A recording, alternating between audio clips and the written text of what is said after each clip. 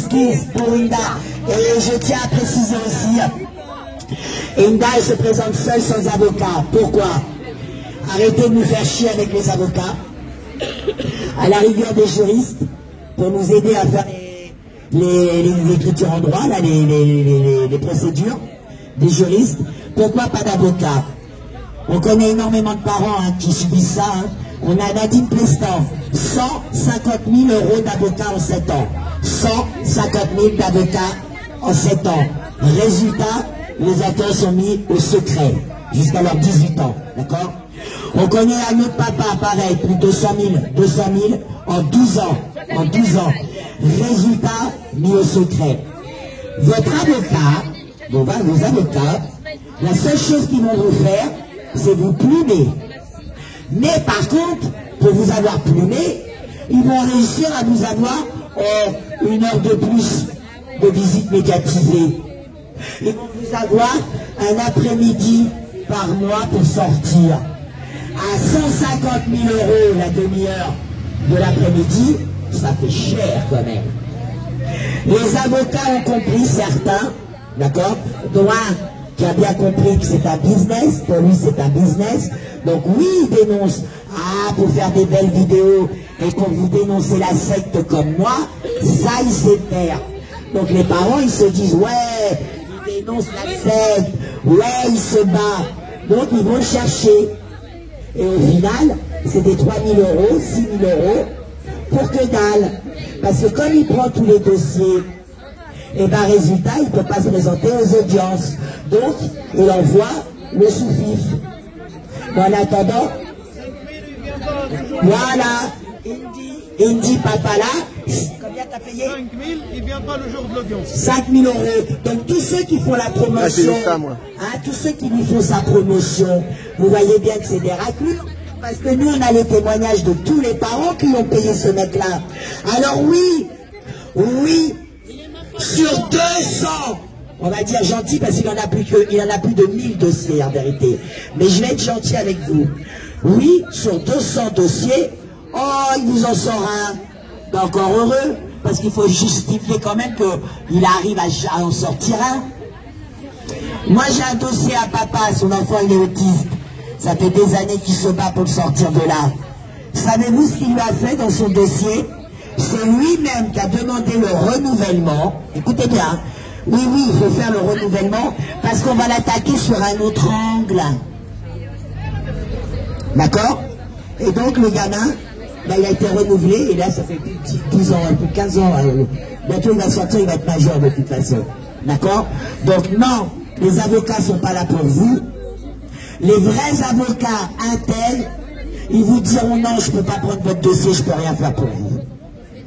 Et ça, j'ai eu des mamans qui ont été voir des avocats, et les avocats intègres, ils ont dit non, je ne peux pas prendre votre dossier, je ne peux rien pour vous, c'est déroulé. Nous, on a eu 2 avocats hors vidéo à Pontoise, ça a été les premiers à nous dire, parce qu'on était avec nos t-shirts, tout de suite ils nous ont vus, ils sont venus vers nous, et ils disaient, ici, c'est une mafia. Regardez ce qu'ils nous ont dit, ici, la ZE, même le juge ne peut rien dire, c'est la ZE qui commande dans nos tribunaux. Et là, je dis aux avocats, je dis, mais attendez, vous êtes qui, vous? Il dit, moi, j'essaye d'apporter de l'aide aux parents. Moi, j'essaye d'aider les parents à mon niveau. Mais voilà, moi, je suis d'accord avec vous. Et comme ça, il a dit, battez-vous, battez-vous. Voilà. Je vous dis, 2 avocats intègres. Les vrais avocats intègres ne prendront jamais vos dossiers. Parce qu'ils savent que c'est mort. Vous allez que payer, mais mieux ou pire, selon comment vous voyez ça, si vous prenez un avocat pour aller dans leur procès, ça veut dire que vous êtes d'accord avec ce qu'ils ont dit.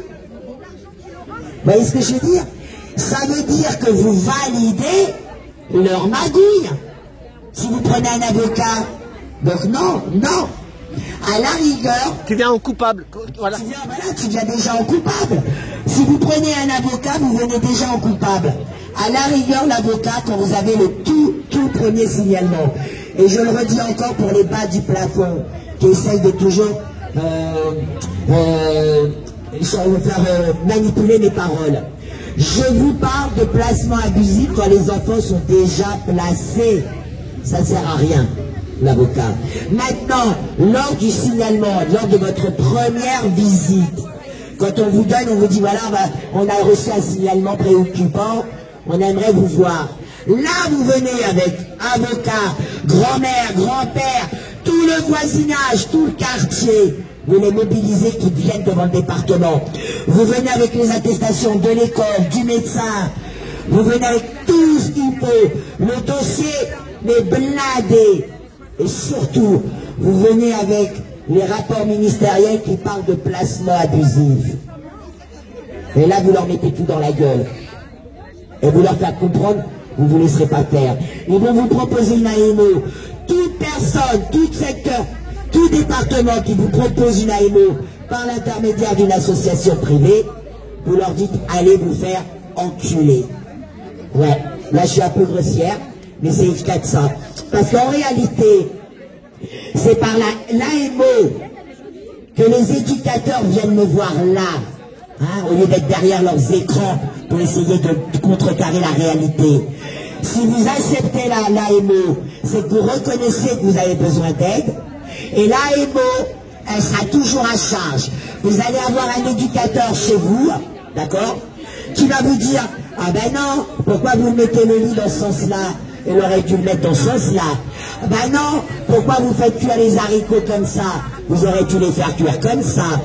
Ah ben dis donc, il y a du bordel chez vous, hein. À moi, ils vont interdire le lit superposé. Voilà.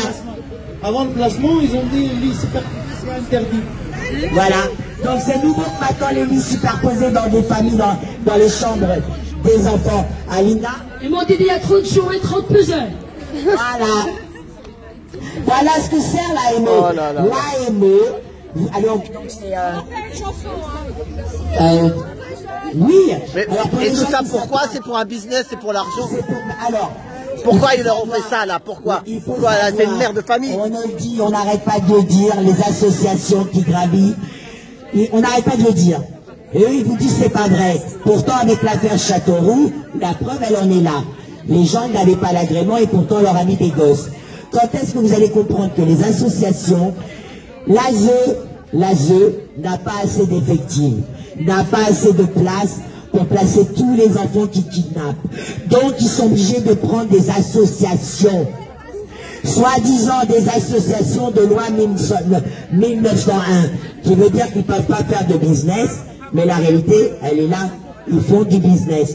Leur intérêt, quand on leur donne des dossiers, c'est que les enfants soient placés, parce que si les enfants ne sont pas placés, ben, ils n'ont pas de suivi, donc ils n'ont pas d'argent.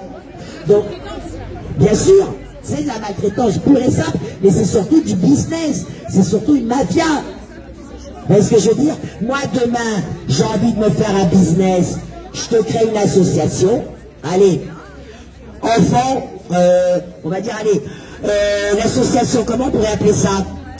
Pour l'amour des enfants, et leur bien-être, et leur épanouissement. Voilà, je vous crie cette association, je prends quelques familles, je vais faire quelques appartements, des copains et des copines qui ont des appartements avec une pièce supplémentaire, et je la déclare comme famille d'accueil dans ma assoce. De là, je vais au département, je ramène mon petit papier, hein. Voilà, j'ai 10 familles d'accueil, ils ont chacune une chambre, moi je m'appelle l'association pour les enfants, leur bien-être et leur épanouissement, vous pouvez me placer des gosses. Et ça y est, en 24 heures, j'ai des gosses. Et je vous assure, ça se passe comme ça, puisque vous aviez le rapport. Et tu vois, les éducateurs, ils le savent. Pour ça que je suis en colère contre eux. Parce qu'eux-mêmes, ils acceptent ce business. Vous avez le rap, vous avez l'émission de M6 sur ça, sur justement les dysfonctionnements de l'ASE. Non, les magouilles et les c'était deux journalistes, un couple, hein, oui, un couple de journalistes qui ont pris un appartement, qui l'ont meublé avec des photos d'eux et tout ça, et qui ont postulé pour être famille d'accueil. Ils ont eu le premier entretien. Une semaine après, on leur donnait un enfant. Hein. Il n'y a pas de casier judiciaire. Casier judiciaire, ça n'existe pas. Hein. Les enquêtes, ça n'existe pas. Donc tu penses bien que quand on a commencé à les contacter pour leur donner des gosses, c'est là qu'ils ont été voir directement le département. Et ils ont dit voilà, Nous sommes journalistes pour M6, pour Zone Interdite. Nous faisons une émission sur les placements. Voilà ce qui se passe. L'autre la baltringue. Ah non, non, non, c'est pas possible. Non, non, il y a des contrôles là. Vous ne l'avez pas comme ça. Et là, dit pardon. Et là, elle lui met la vidéo sous la gueule. Là, vous voyez, la nana, elle se décompose. C'est un régal. Eh, je vous conseille toute cette émission de Zone Interdite. C'est un pur régal. Vous voyez la nana qui se décompose et là qui commence à me dire « Ah ouais, non mais là il y a un problème effectivement ». Et ça fait 20 ans, 30 ans que c'est ce problème-là. Aujourd'hui avec l'affaire Châteauroux, on voit bien qu'ils sont familles d'accueil, sans agrément. Mais pire, certains avaient perdu l'agrément puisqu'il y avait accusation d'agression sexuelle. Donc même quand tu perds l'agrément, ben, on te place quand même des gosses. Mais attends, au tribunal, Alain, ils te disent « Non, non, c'est les accueillants le problème ». Bah oui, ces familles d'accueil, ils se baladaient dans la rue. Oh, je crois que ça, c'est des enfants qui auraient dû être placés. Bien, chérie, on va aller les chercher. Mais Nadia, à qui ça rapporte alors pourquoi qu'ils font ça? Voilà, c'est ça. Et qui explique-moi. Ouais. Ben, nos agents, nos maires, nos adjoints à la mairie, mais surtout nos élus. C'est pour ça que Pécresse, elle est au département de Saint-Denis. C'est pour ça qu'ils veulent du chiffre, ils veulent de l'argent. Nos députés, tous ces gens-là, ils ont déjà une casquette. Lors des élections régionales et départementales, ils se présentent.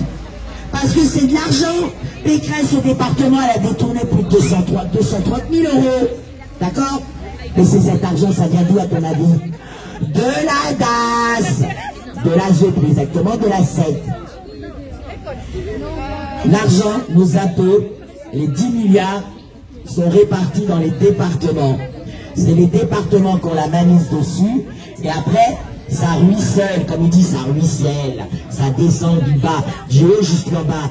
Mais quand ils en sont servis en haut, il n'y a plus rien en bas.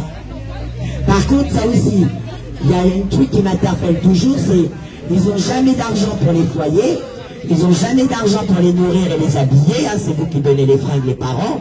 Par contre, putain, ils ont de l'argent pour les voyages de rupture. Ils ont de l'argent pour partir en Afrique, pour voyager dans l'avion, sans papier, sans rien. Ils ont de l'argent pour partir à Madagascar. Là, ils ont de l'argent. Là, nos gosses, ils partent, ils voyagent. Ils sont maltraités dans les foyers, mais ils sont gentils, hein, la SEC. Ils leur payent un petit billet d'avion et un petit séjour à l'étranger. Ok, on reprend. Justice pour Inda. Justice pour Inda. Voilà. Justice.